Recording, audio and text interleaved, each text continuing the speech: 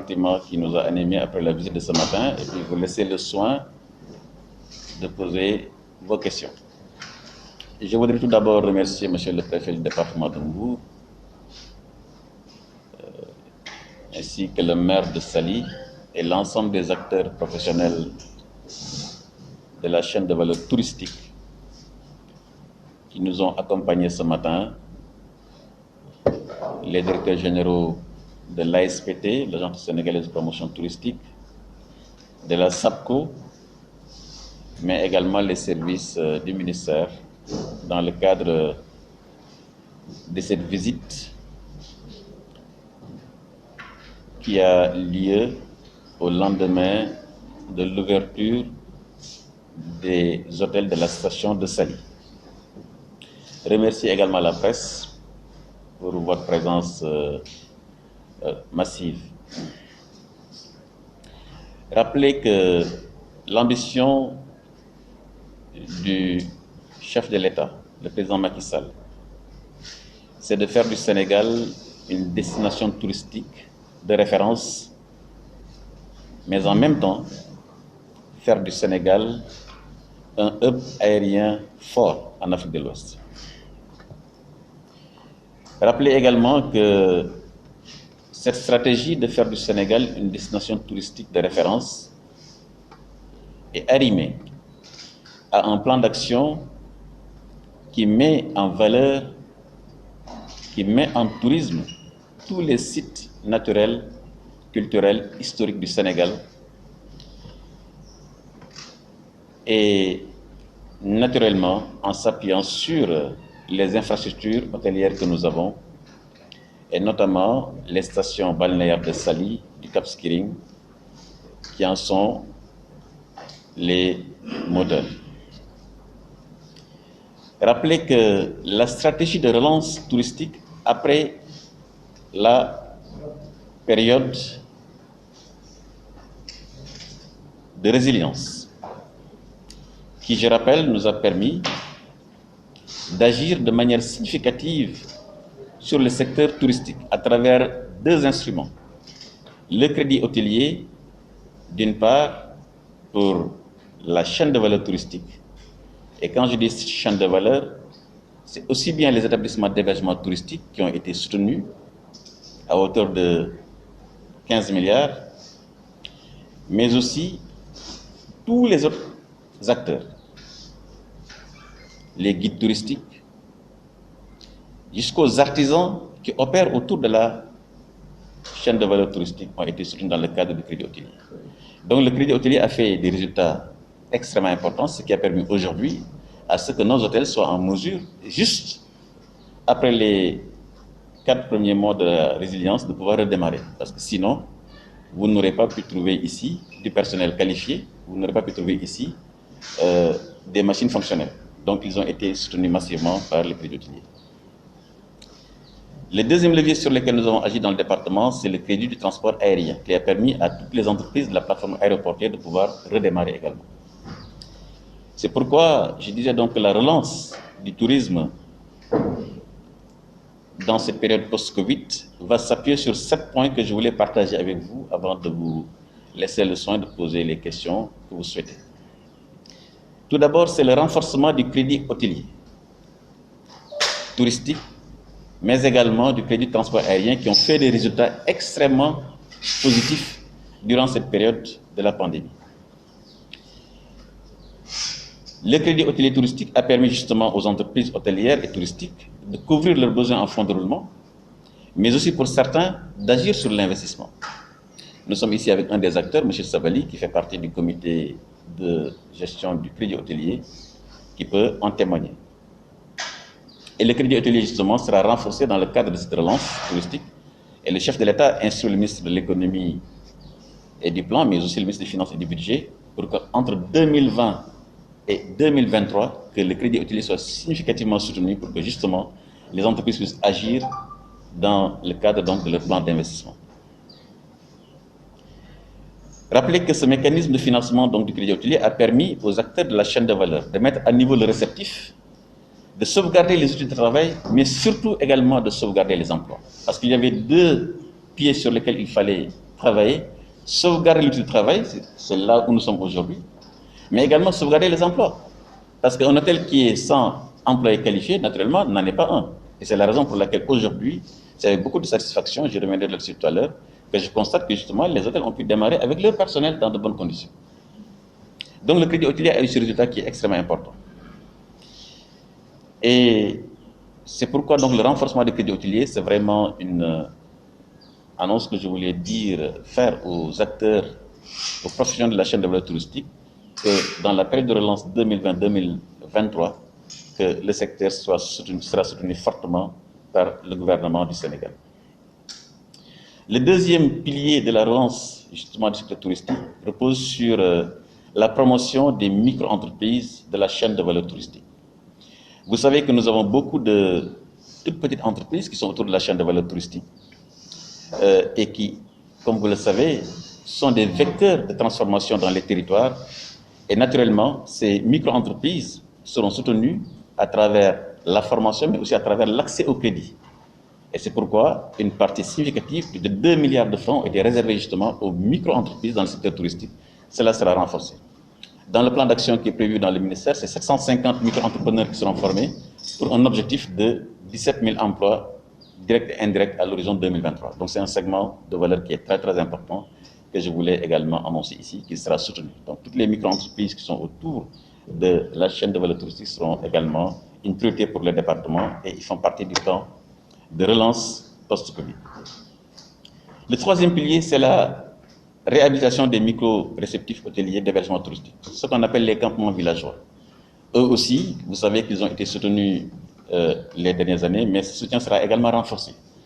Il sera renforcé puisque c'est un segment, les campements villageois, qui sont une initiative qui participe vraiment à la préservation des ressources naturelles dans les terroirs, mais aussi à préserver l'habitat rural.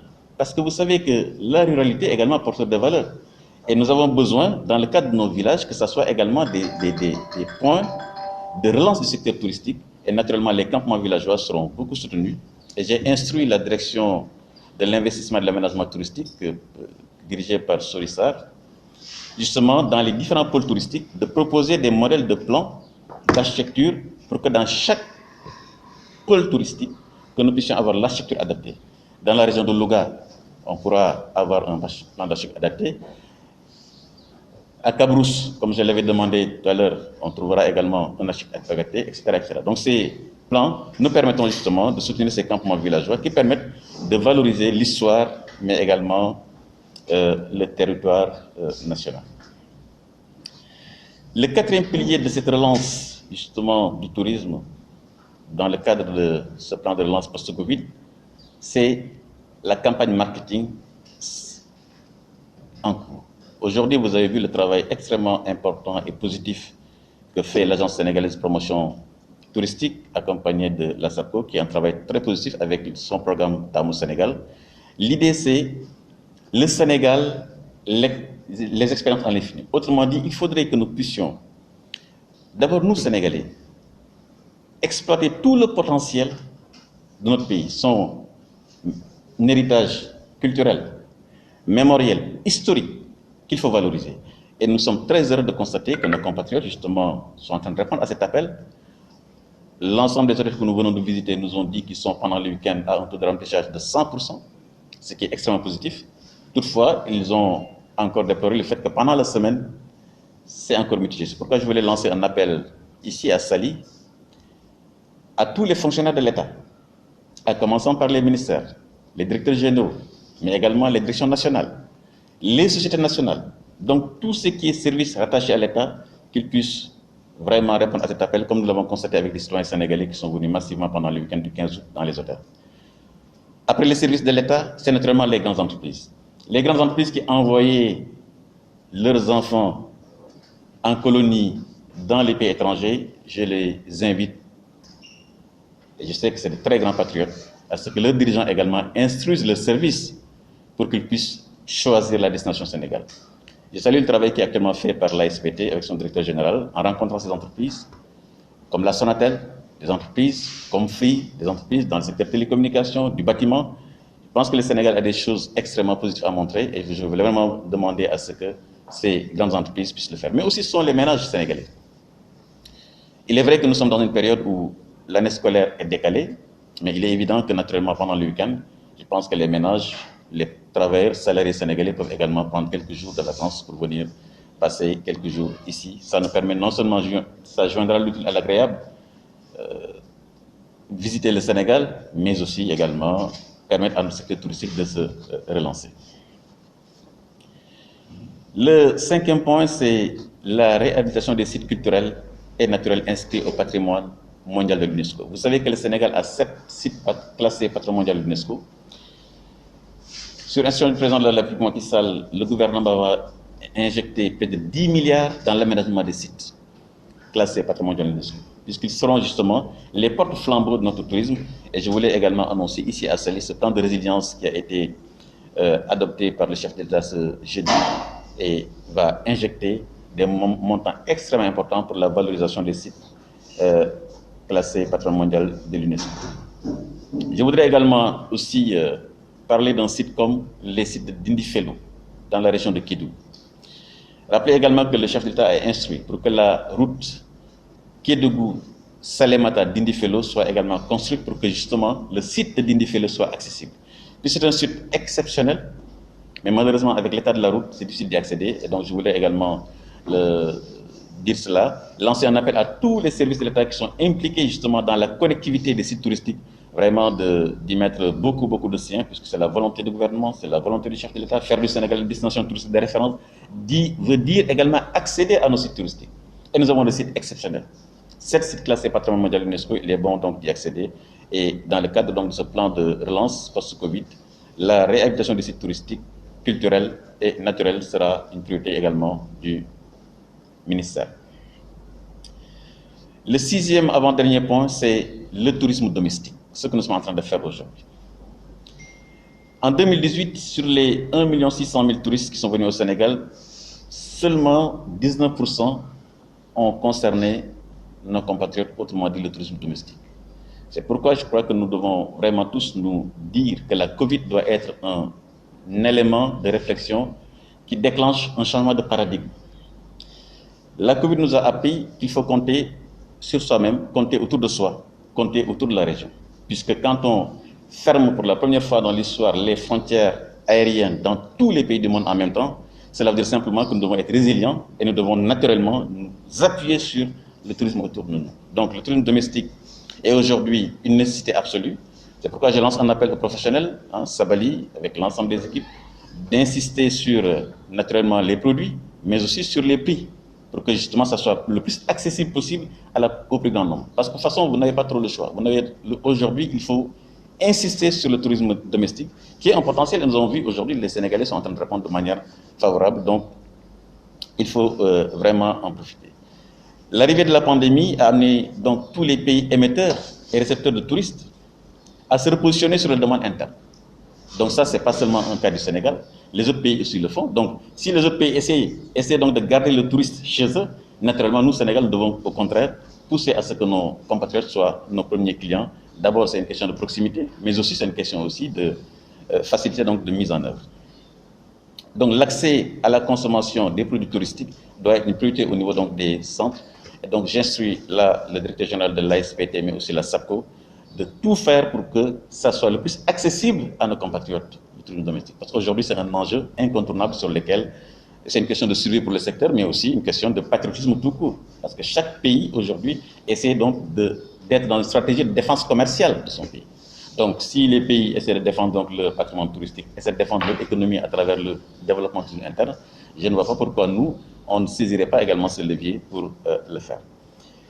C'est pourquoi... ce point, Monsieur le Préfet, je voudrais également en profiter pour lancer un appel vraiment à tous les services de l'État, les remercier, le commandement territorial, pour que justement que les dispositifs soient vraiment mis en œuvre. Je salue la présence vraiment des services de sécurité, notamment de la police au niveau des plages, de leur visibilité, et ça c'est extrêmement important. Ça permet également de rassurer, mais aussi du respect des règles barrières qui sont fixées par le gouvernement et avec la réglementation donnée par le ministère de l'Intérieur. Donc je pense que chacun de nous doit respecter ces règles barrières, d'abord pour sa sécurité à lui, mais aussi pour la sécurité de ses proches et pour la sécurité au cours du Sénégal. Donc je voudrais vraiment saluer ce travail que j'ai constaté ici à Saly, sous la supervision du préfet du département, du commissaire de la police touristique, mais également du maire de Saly. Le dernier point, c'est la relance du transport aérien. Vous savez que le gouvernement du Sénégal, sous l'instruction du président Macky Sall, a décidé de construire 5 aéroports régionaux, dont les premiers, c'est Saint-Louis et Matam Ourossogui. Les 3 qui vont suivre, donc, ça sera Kédougou, Tambacounda et Ziguinchor. Ces 5 aéroports permettront justement de rapprocher les Sénégalais du Sénégal. Et donc, naturellement, seront aussi des instruments de promotion de la destination Sénégal.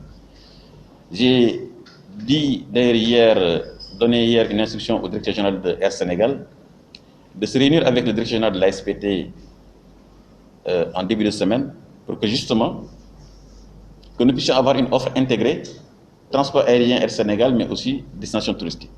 Puisque aujourd'hui, 15 août, je suis ici à Saly, mais la semaine prochaine, je serai au Cap Skirring. Et j'ai dit au DG de Air Sénégal, je prendrai donc Air Sénégal et naturellement avec les clients qui vont aller au Cap Skirring. Donc il faut donc intégrer donc transport aérien et tourisme pour que justement ceux-là qui veulent aller au Cap, qui veulent aller à Ziguinchor puissent également le faire dans de bonnes conditions. Donc je vous annonce donc Inch'Allah, la semaine prochaine nous serons au Cap Skirring dans le cadre d'une offre intégrée. Air Sénégal, Cap Skirring, mais je rappelle que le ministre paye son billet d'avion, payera aussi sa réservation. Donc c'est pas gratuit pour ceux qui...